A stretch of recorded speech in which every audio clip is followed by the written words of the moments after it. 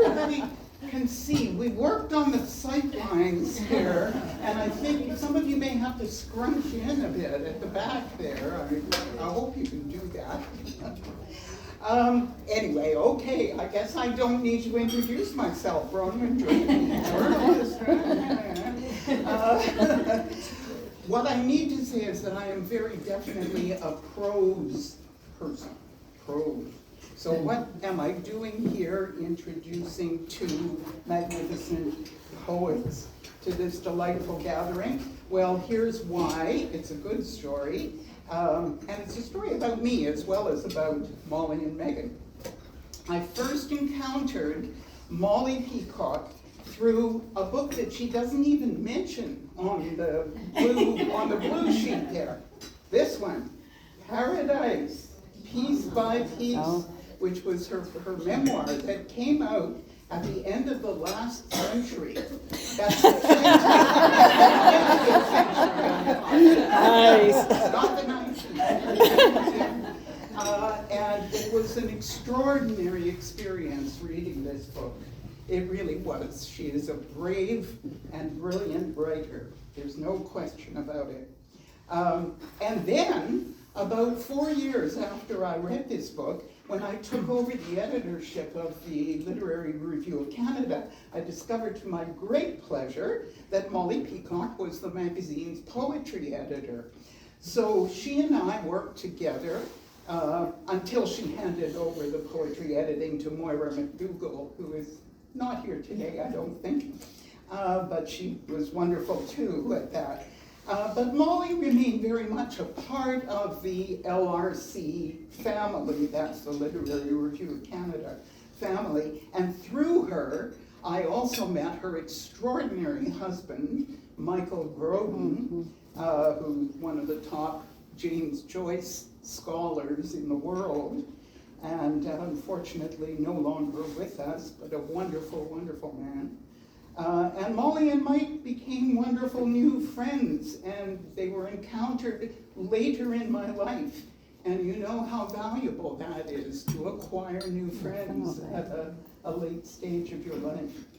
When I left the LRC, I was 70 years old, and I had had these 3 satisfying careers: broadcast journalist, freelance writer and columnist, and then editing that magazine.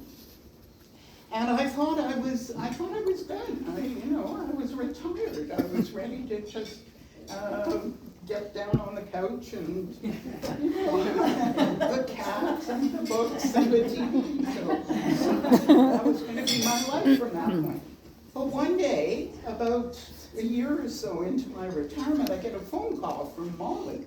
And she told me that after decades of academic writing and research, her husband, Mike, had finally written a personal memoir about his whole lifelong journey with Joyce's writing, up to and including the fact that he had ended up marrying a woman named Molly.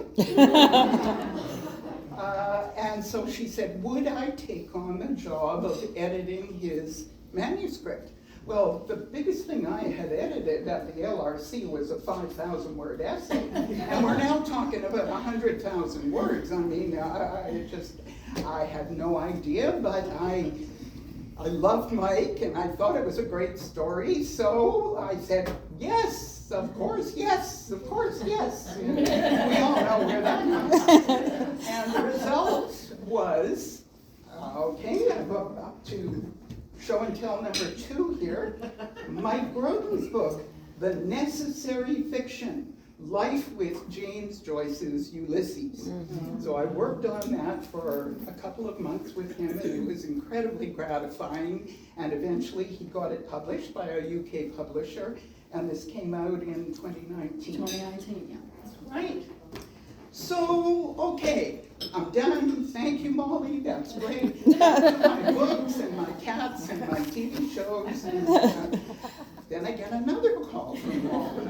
And since things worked out so well with Mike's book, would I be interested in editing another manuscript? This time by one of her good friends, the poet, playwright, and now memoirist, Megan Hutton. Well, I didn't know Megan or know Megan's work, so I said, well, send me, ship it over to me and I'll read it and I'll make a decision.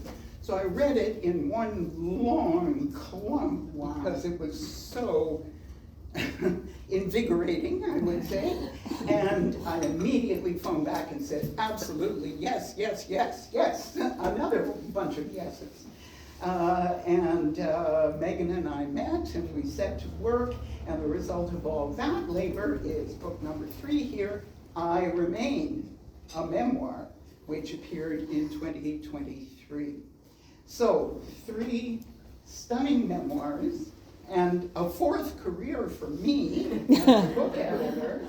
I tell you, these women have truly enriched my life. And now I'm going to hand the stage over to them, Molly first, and then Megan, and I know they will enrich yours. So, Molly.